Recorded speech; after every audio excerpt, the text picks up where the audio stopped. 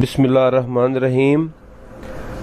I am Rana Mukhtar Ahmed Khan Joya, chairman Shaheen college of commerce and information technology Pakistan. Shaheen English shorthand practical dictation 700 words book 2 exercise number 7। Dictation speed 100 words per minute। Ready, start। The history of man, both in the far and in the more recent past, is a history of war. Full stop. We do not know a great deal about early man. Full stop. Our school books leave us in doubt on many interesting points, but one thing stands out clearly in the life of early man. There was very little peace. Full stop. The books tell their stories of his war with all the forces of nature. The pictures in the books generally represent him as living under warlike conditions. Full stop. And right up to the present day, the history of man has been the history of war, of making ready for war, or at best of a troubled peace. Full stop.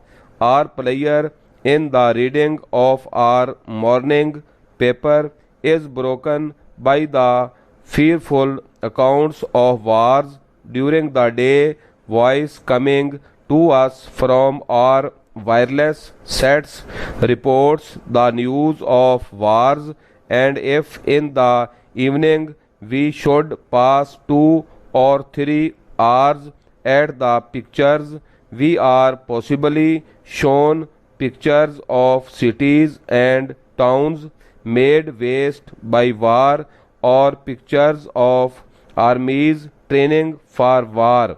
Full stop. It would be natural, therefore, for us to feel that men's thoughts turn only to war, but we have always to remember that the peaceful everyday happening is not news. Full stop. Our paper does not tell us of the thousands of peace-loving people who are living happily and working wisely. It tells us of those who have done something strange, of those who have broken the law in some respect, or of those who for some special reason may be considered interesting. Full stop. This is so in the present, and no doubt it was so in the past. Full stop. In this respect, our history books will be like the morning papers, marking more heavily the warlike events, the lawless happenings, and taking less account of the equal important changes which took place in times of peace. Full stop. Even keeping this point in mind, we cannot help believing from our history books, our papers, our talking pictures, and our wireless news that man is by nature warlike, that it is one of the conditions of his being, a condition which is not changed with any change in his material state. Full stop. But had we lived 100 or more years ago, we might have thought very much the claim about many of the other troubles which man at that time had to face.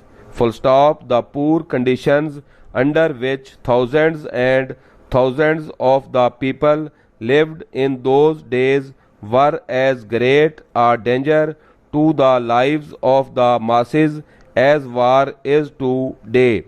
And because man learned to overcome one set of dangers, it is perhaps not too much to hope that he will one day learn to overcome war and the causes of war. Full stop. It is sometimes suggested that the use of a common language throughout the world would be a step on the road towards making war less probable, as it would help the people of one nation to understand the people of other nations. Full stop. But we have only to think of one war which is going on at the present day to know that the use of a common